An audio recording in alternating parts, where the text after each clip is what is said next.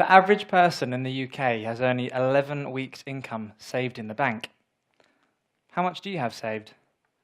How long could you live for if your paycheck stopped coming in? Maybe you've never thought of that, and it might be a little bit scary to think about. Today, I'm going to share with you about passive income and how to design your dream life through building up your passive income streams. Designing your dream life through passive income. That's quite a big claim, so wish me luck. Why is passive income important to us? And what is it? Well, in October 2012, I knew absolutely nothing about passive income. I was here, as Jacob said, I was at B Block at Derwent Uni, and I knew nothing about passive income. I knew how to make income. I knew that you go and swap your time for money. That's called active income or earned income, and it's what you do when you get a job. And that's what 99% of us in the world do. The opposite of that is passive income or recurring income. It's where you do the work once and you continue to get paid recurringly for very little or no actual work. When your passive income, the recurring income, exceeds your cost of living, what you spend on food, utilities, petrol, all that kind of stuff, when your passive income exceeds your cost of living, you're then financially free. And if you happen to lose a job or not get a paycheck, you can live infinitely forever. Now, why is that important? So this is a question, get ready for it. Let's have some audience participation. Can you think of reasons why your paycheck would stop coming in? You break a leg, perfect. So you're sick or you're incapacitated, you're unable to swap your time for money. Thank you. Anybody else? You get fired, fantastic, perfect. Has anyone been fired in the room? Perfect. Anybody else got any other ones? Yeah?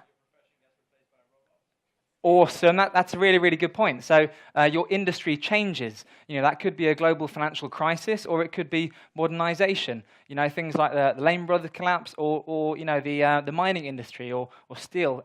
Structural changes that can affect us, and that might have nothing to do with your competency at your job. You might also be taken over by a new firm. There's a merger, and there are two of you with the same job, and you're made redundant. Or maybe you just fall out with your boss, and he asks you to trot along your way. It may not actually be due to your competency whatsoever. That's not a great position to be in, is it? If your financial security is effectively based on circumstance or things that might be out of your control. So, when I was at uni, I just finished my second year. I got a first, which was great, in PPE, and I took a few years to get to uni. I tried banking, I tried Citigroup and Canary Wharf, I tried accountancy, I tried law, I tried sales, IT sales, PR, then I tried Procter & Gamble. And I had this long list of proper jobs of what I thought respectable people, they go and do these things. I'll try working with children. And I enjoyed, I didn't dislike the jobs. I liked the people I was working with, so if you're watching, please don't think I didn't. But it didn't light me up. I couldn't see myself spending the next 45 to 50 years. So what are we on the retirement age now? Is it 65 or 67? And, what happens when we get to that age now? 75, 80, 100, who knows? I couldn't spend the next 50 years of my life doing this thing. And I remember Procter & Gamble, they said to me on my final day in Hornbeam Park in Harrogate, and they said, we want to offer you the job when you finish uni, but we're not quite sure if it's right for you. And I thought, well, I don't know how to take that. And they said, just pop out the room and we'll bring in the other boss and we'll have a chat. And when I came back in there, I was smiling. And they were like, what are you doing smiling? We're sort of saying we don't really want to offer you the job. And I said, no one has ever said that to me. I thought it in my head. I thought, I can't do this. But I didn't know that there was an alternative. And it took someone else to say it to me, to say, do you know what? They're right. I can't do this. So as scary as that was, it's like I'd shut that door, and now it was like, well, let's start something from fresh. What can I do?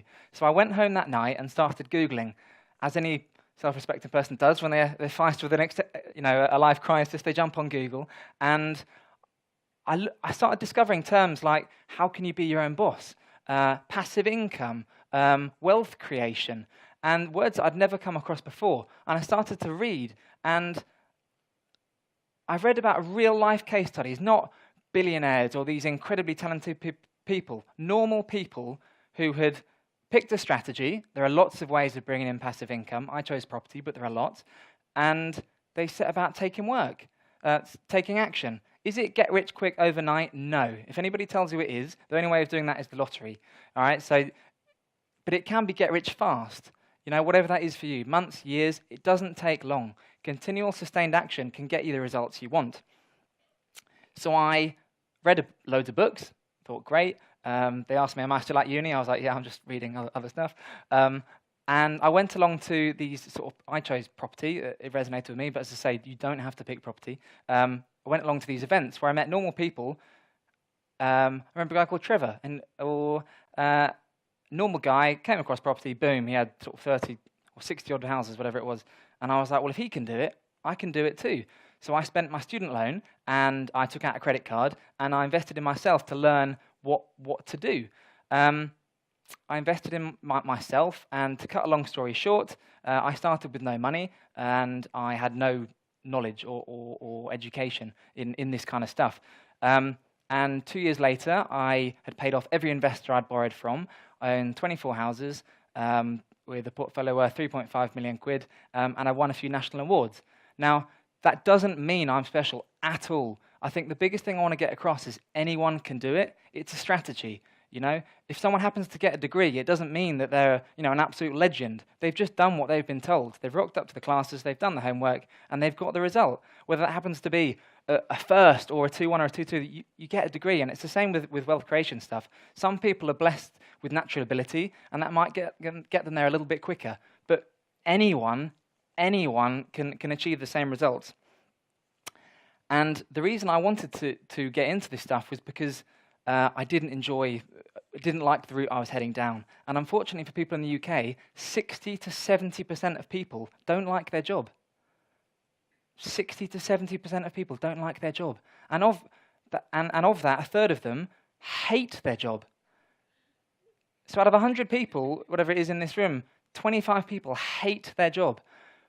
But you don't have a choice if you don't know anything different. You have to go and swap your time for money. You've got bills, you've got a mortgage, you've got to look after the children. You don't have an option. And often we work so hard in the day that we're knackered at the end of the day, or we don't have the headspace to start thinking about other things. And I didn't want to be in that position. The further you are down the line, for you students out there, this is the perfect time to take action now, and you've got the time to really check this stuff out, because I found that the older people get, they tend to maybe have a few more limiting beliefs or barriers. Everyone has the same ability. In fact, older people are the more ability they have because they have more life experience, but there might be other commitments there that block them in their brain from doing it. And that's the hardest thing you need to overcome is your limiting beliefs in your head. So passive income from property is one way, but you can choose network marketing, like Forever Living or Utility Warehouse, that kind of stuff. You start to sell, you then build up a team of people selling for you, and eventually they're all making money from you when you're not doing any work. You've got affiliate marketing, where you drive traffic to websites and you make commission off all the purchases. What else have we got? Owning a business. So you're not working in a business, you're not self-employed. If you're self-employed, you're not really a business owner because you're still swapping your time for money like a plumber, unless they've got a firm where they oversee it and people are running out doing the work for them. You're still swapping your time for money. You've got Amazon, where you can set up a business on Amazon where you buy products in China and sell them over here, and obviously make commission on that. Property is another one. There are loads of different ways of you generating passive income. So the other thing I want to say is those of you that have got money in the bank, or those of you not in the room who are watching a little bit further down the journey, often we're so busy focused on earning the money, we're not focused on what to do with it. And there's Albert Einstein calls the eighth wonder of the world the compounding effect. So a little bit of action, if you're young, a little bit of sensible investment or making that money work a lot harder for you adds up to something really special over time. And that doesn't need to be risky or it's going to end in tears. If you're smart, you can make that money work really, really hard for you. And that's not just coming and investing with me, or there are loads of ways of doing that. So in terms of the how-tos, I'm not going to talk today about massively about all the ways you can do it. I'll put my blog up, sign up to that, and we can. I can send you more about the how-tos on what's right for you based on your income or where you're at or the time you have. But the main thing I want to get across to you is what happens if you don't focus on building up passive income. So your predictable future is where you are right now. You're probably, if you're a student, then you're probably eyeing up a job in the future, or if you're got a job at the moment, that's not going to change, and that's not a problem at all. Not a problem at all. But you may want something different. You know, do you want to be working for? If you love your job, that's awesome, and you know, keep doing what you do. That's fantastic. You love it, and you're very much in the minority of doing it. But have the security and the peace of mind and the freedom that if your desires change or if your circumstances change, then you don't have to do that job anymore. If it's not there, you don't have to worry. So if you're sick, if you're ill, if you get fired, if your job changes or your industry collapses, there's not a problem. Or if you want to look after a sick relative.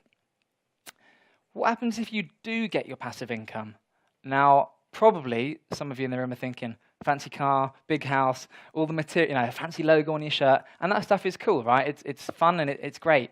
And for some people, that means more than others. I think the biggest thing for me is to ask, what would you do with your life if money was no object? If you didn't have to swap your time for money, what would you do? Would you travel? Would you go and learn to surf in Hawaii or do yoga in India or go and help an orphanage in Cambodia? What would you do? What are you passionate about? And that's maybe not something we ask ourselves a lot because we don't see a way to achieve that. So for me, my passion is all those things: traveling, helping others, doing stuff like this. My dream is that all people will be able to follow their heart. You know, whether that's a musician or an author or an artist, you can follow what you love irrespective of the paycheck. And you know you've got the financial stuff sorted by picking one of these strategies and doing a few hours a week and compound effect of that. You don't have to worry if you're financially successful. You can follow your heart. And for me, that's really, really exciting. Stephen Covey has got a great quote, which is, before you climb the ladder, make sure it's leaning up against the right building. And it's really interesting. When I was at uni and at school, I had the proper London jobs lined up or heading down that route. And like I said before, the further up the ladder you get, maybe the more reluctant you are to step off that. So if you haven't started it, if you're a student, now's the perfect time for you to really think what it is you want to do. And if you are further down the journey, now is the best time for you to ever think about that. It's not going to be in 5 years or 10 years. You've got to think about that stuff now. So to summarize today's talk, we've discussed what passive income is. So it's not swapping your time for money, it's doing the work and getting paid forever from it. We've discussed why we need it to safeguard you in terms of safeguarding you from the negative stuff, but also giving you the ability to design a life that you dream of and to choose what you want to do with your life. And for a lot of us, that's not something we've ever really thought about. It may seem risky. You may have limiting beliefs. I certainly did. I was 23. I had no money. I had no experience. I was at uni, and I didn't want a job. I didn't know what on earth to do. But with a little bit of education and action, you can do whatever you want to do. Whatever your limiting belief is, maybe you're too old or too young, whatever, put that to one side and just sit in the world of possibility. What could be possible for you if you actually took consistent action and built up this passive income? Don't worry about the how, just think about the what on what would your life be like if you had 5, 10, 20, 50 grand a month coming in for very little work. And in terms of risk, what's the risk of you not doing this? What's the risk of you living your life doing something that you settle for? Or if you are doing what you love, you're very lucky for that. But what happens if that changes? So what's the risk of you not taking action? The final thing I want to leave you with is that literally anyone can do this. I'm not special. And I know a lot of other people that I know who've achieved the same thing in their different fields. There's nothing special. They've been lucky enough to come across this stuff. They read a book called Rich Dad, Poor Dad, which I'd really recommend all of you guys to do. And they took some action. If you want to learn more about the ways of how to, please check out my blog, which is just www.alexszepietowski.com, and sign up for that. And I'd love you guys to think about designing a life that you dream of. Thank you very much for having me.